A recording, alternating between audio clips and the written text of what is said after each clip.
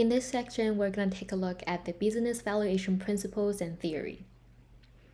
The price tag we put on a business, right? Because you're investing, you have to come up with number of like, okay, this company you're interested in, it's worth $10 million. Are you willing to pay $10 million to acquire it or not?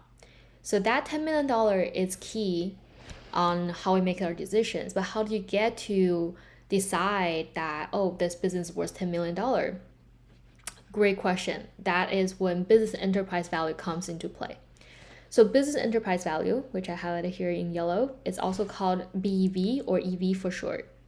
This is the total value of a company, the cost a buyer would pay to take over the entire business. The component of enterprise value is equity value, debt, and the net effect of cash and cash equivalents. If you're not familiar with the term cash and cash equivalents, cash is easy to understand. Cash equivalents are other categories of assets that can be easily, quickly converted into cash. So in examples that say in the US, treasury bills, you can sell and trade easily that can be quickly converted to cash, or you have a certificate of deposit in a bank, quickly converted to cash. So now we're looking at the component that's called equity value. Equity value is sometimes also called market capitalization in a very, very simple scenario when you only have common stock. This represents the market value of a company's outstanding shares. It reflects the ownership interests of shareholders. Again, a reminder, private equity, when you say equity, you mean ownership. And when you own a company, you are a shareholder, you are a owner. You live or die with this company.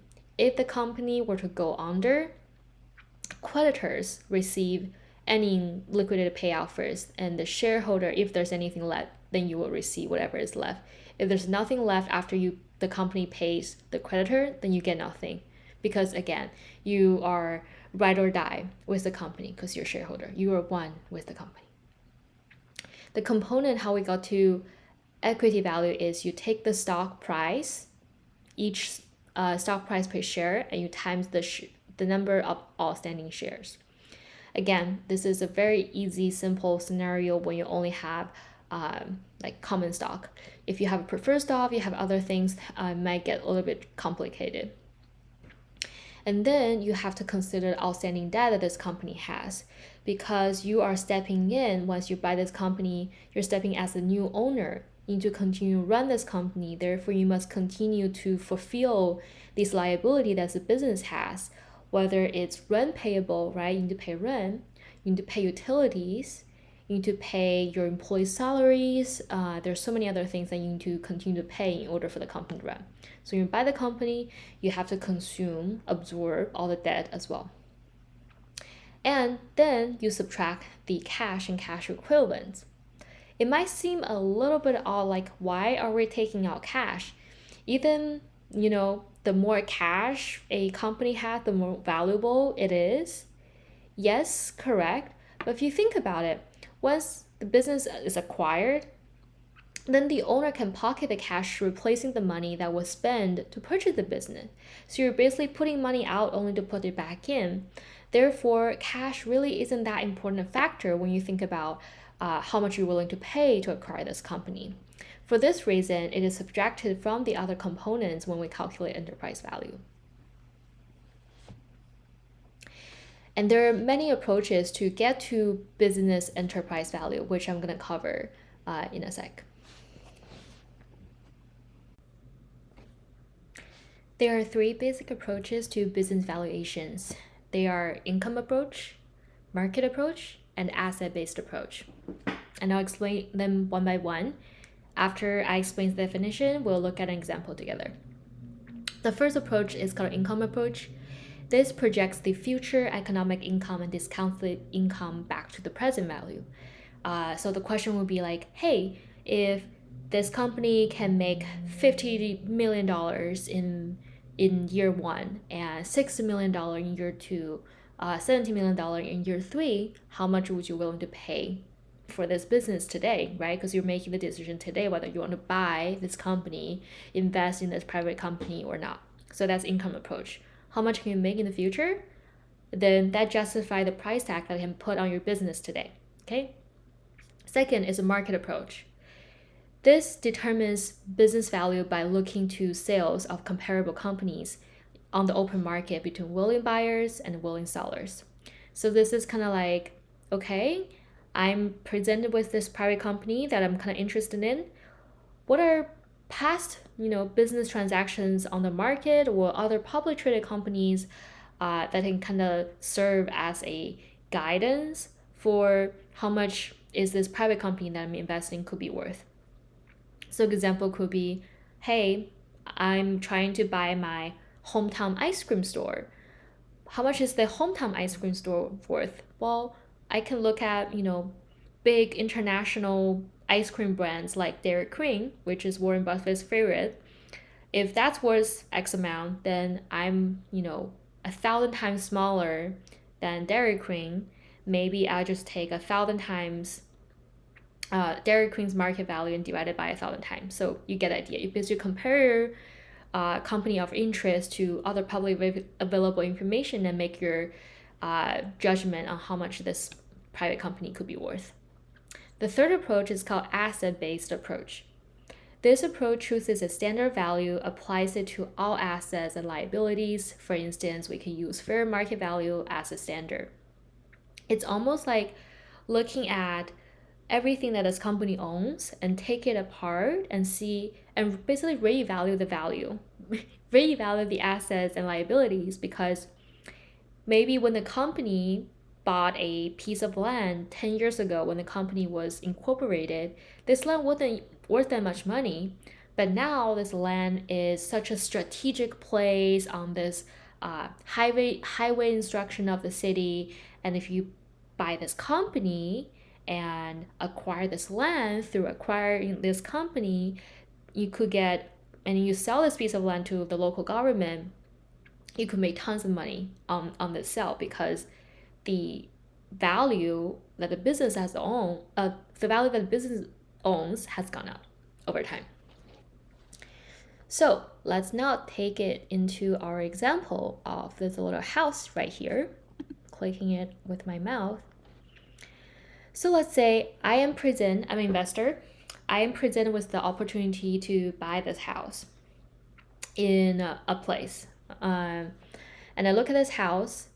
How do I make my decision? And as a reminder, I need to buy this house as an investment, right? I'm investing. I'm not just buying a house to live in as a primary residence. I'm trying to invest.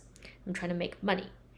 So one way I can think about how much this house is worth to me is by thinking about the potential income I can earn on this house. And one way to earn income using a house is to rent it out, right? Whether it's Airbnb or you found a long-term tenant, or use it as a summer lake house for tourists, blah blah blah. You can do that.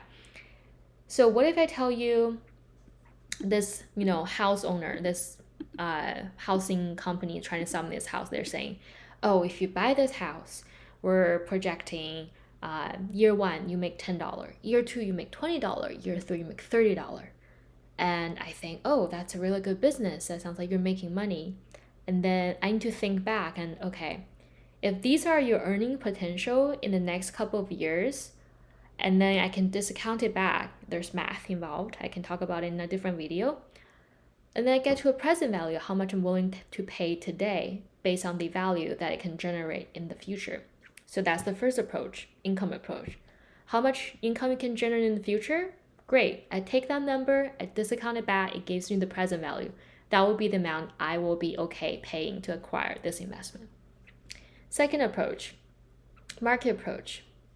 Market approach is looking around in the open market, see the past comparable business that kind of is looking like yours, acting like yours, and then you make a comparison between yourself, this investment you're interested in, and the other business, and you look at their price tags and you say, where does my little company of interest fit in these price ranges? So let's say in this example, in this neighborhood, these 3 properties just got sold as investments. This one has tall trees. This one I'm interested in doesn't. So let's say tall trees are a very desirable trade in the neighborhood, right, as an investment. So say, okay, if this company was this house with tall tree is sold for, let's say $100, then I don't have a tall tree. It's less desirable. Maybe I'm willing to sell at a $10 discount, so I'm willing to sell at $90. And then there's a more concerning looking house that got sold on the market for $60. And you're like, I'm way better than the $60 house because I don't have a leaking roof. I don't have broken windows. My door looks great. It's secure. I have brand new appliances inside. I must have a valuation higher than $60, right? So now you kind of know like you're between $60 and $90 range, right? And then you look at this massive mansion in your neighborhood that got sold, even came with a cottage and private driveway. And this is way out of your league. So you're like, this is not even comparable to me. Like, it's just too different, too different. I don't have a cottage. I don't have a driveway. Like this is out of my league for comparison. So you're like, nope, I'm good enough. I'm good enough with my price range of $60, right? The low range presented by this questionable looking house, and the discount that I'm taking on this fancy, slightly better tall tree house. I'm happy with a $60 to $90 price tag. So that's your market approach. You basically compare yourself, you find something similar to compare with. You don't find something that's too out of your league to compare with.